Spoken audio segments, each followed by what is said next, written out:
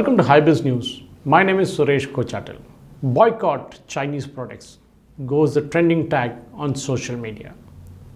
Something similar happened when the Indian and Chinese armies squared off in the two wars in the 60s.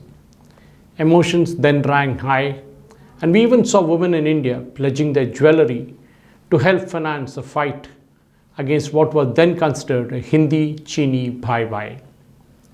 A lot of water has flowed under the Brahmaputra since then, and the economic and military equations have changed, both for China and India. The COVID-19 pandemic has been one sticking point, not just with the United States of America, which accused the WHO and China of undermining the impact of the virus. India too has jumped in, and with Dr. Harshvardhan holding the presidentship of the World Health Organization Committee, things are bound to be kind of going back to us. Two sticking points have come into play. The COVID-19 pandemic, which the United States has accused China and the World Health Organization of playing it down and allowing the virus to spread worldwide, causing mayhem, havoc, and virtually decimating countries. The latest one to come along are the military skirmishes along the Ladakh region. China, which overran Tibet, is now eyeing bigger things. Of course, India is no pushover. But with two battles to fight, one along the Arunachal border and one along the other side on Ladakh, Indian army is going to be stretched a bit because it's already fighting a war in Jammu and Kashmir against the terrorists infiltrating from Pakistan. And there again, China has a big stake. But today, China is a bit on the back foot. United States is gunning it like no before, and President Trump is really angry. India is also no longer the minnow that it was in the 1960s. It has grown in stature and economic and military terms too, while China has gone on to become one of the strongest economic powers in the world. Its army has numbers and hardware that can scare even the best of armies. While the rhetoric is good, boycott Chinese goods. We did that before the Diwali and even the kite flying season. The question we need to ask ourselves is what happens if the boycott happens. China, for example, is India's largest trading partner, but we import more than we export, which means if the trade was to stop, we will feel the pinch in the domestic market as much as the Chinese would feel in their market, which is not able to export these products to India. Of course, there are many products that we buy which are very, very cheap in the Indian market, and usually these are referred to as Chinese products, ones that work for not more than 6 months as the jokes go around. But then prices will rise in the short term, but that's okay, we can manage. But what is happening today is that the Chinese media is rabble-sattling, and it is suggesting that it will end hurting India more than China. China is India's largest partner, as I've said before, and definitely we need to ensure that we produce things which we presently import from China. For example, we import capital goods, machinery, electrical, chemicals, intermediates, consumer goods, and many others.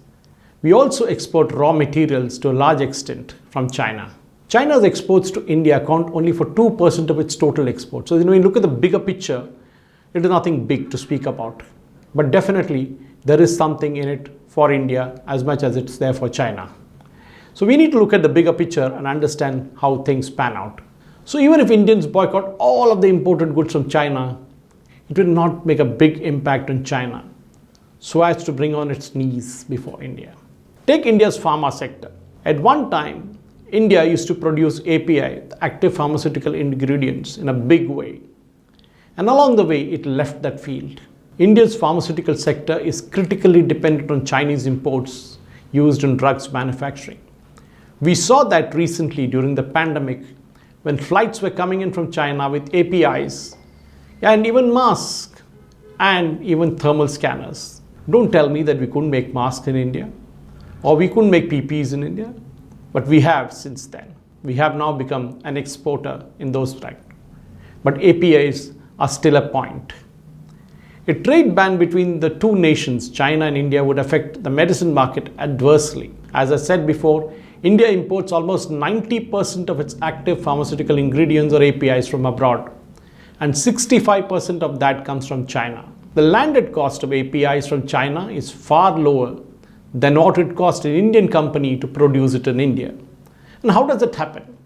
That happens because the Chinese government subsidizes the industry across sectors. That is why you find that many firms across the world, including that of the United States, find it better to manufacture in China than manufacture in the respective countries.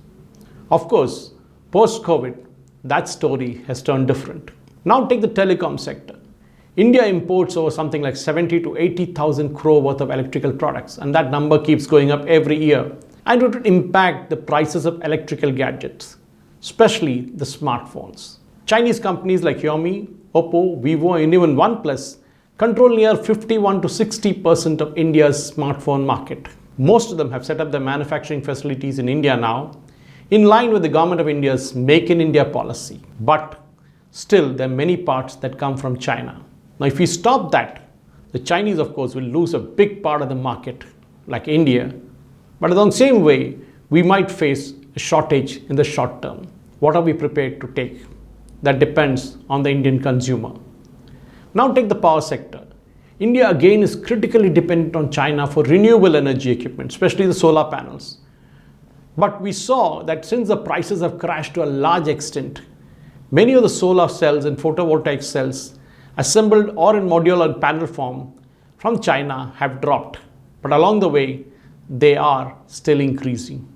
The costlier consumer goods, as was being warned by China, if India stops its trade, comes from the raw materials being exported from China.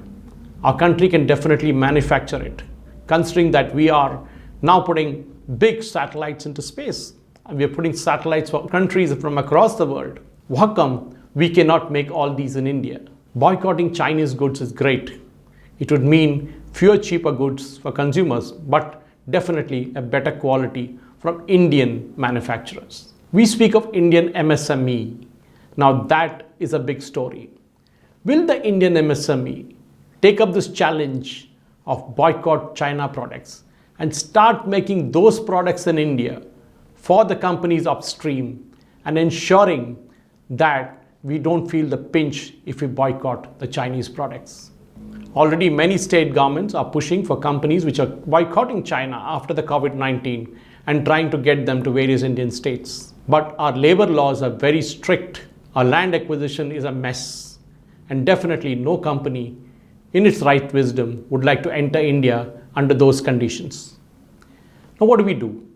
Of course, states like Uttar Pradesh have already jumped in, announced changes in laws, so have Madhya Pradesh.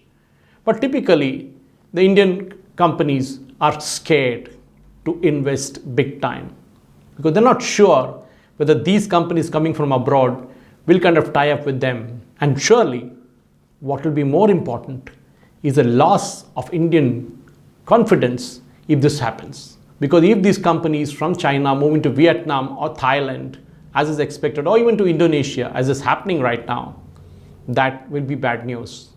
Because we need to take a big part of that deficit. We need to move that into India. And really, if boycott Chinese products has to take a bite, we need to ensure that the Indian industry is ready. It is ready to take on China. Thank you for watching.